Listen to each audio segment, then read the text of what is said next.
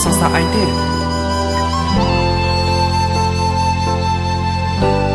សង្សារខ្ញុំស្នេហ៍អ្នកផ្សេងនាងសំដែងអារម្មណ៍ភ្លេចខ្ញុំ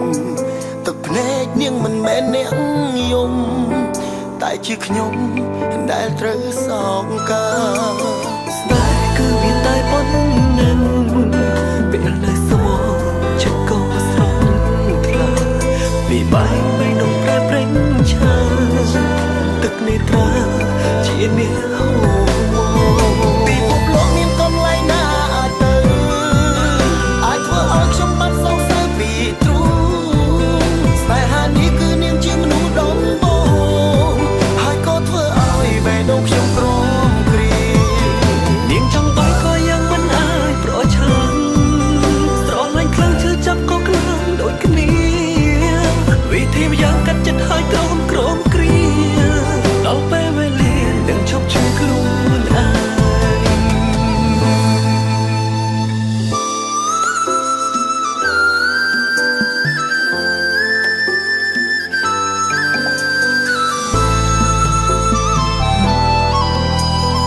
មិនហើយសម្លាញ់អញមានរយៈគ្នាអូទី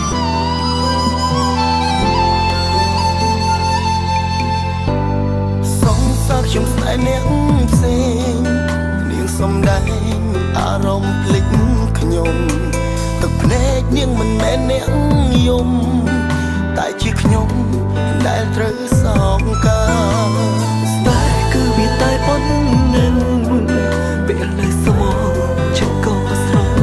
ថ្លាពីបែកបីនំប្រែប្រេងឆាទឹកនេត្រាជាអ្នកហូរពីពុកលោកមានកន្លែងណាទៅអាចធ្វើឲ្យខ្ញុំបាត់សង្ស័យពីទ្រូងស្នេហានេះគឺនាងជាមនុស្សដំបូងហើយក៏ធ្វើឲ្យបេះដូងខ្ញុំក្រំគ្រីនាងចង់ទៅក៏ยังមិនអាចប្រឆាំងស្រលាញ់ខ្លាំងឈឺចាប់ក៏ខ្លាំងដូចគ្នាវិធីយ៉ាងកាត់ចិត្តឲ្យក្រំគ្រីដល់ពេលវេលានឹងឈប់ឈឺខ្លួនឯងសា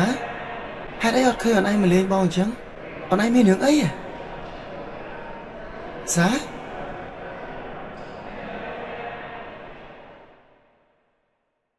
ពិភពលោកមានកន្លែងណា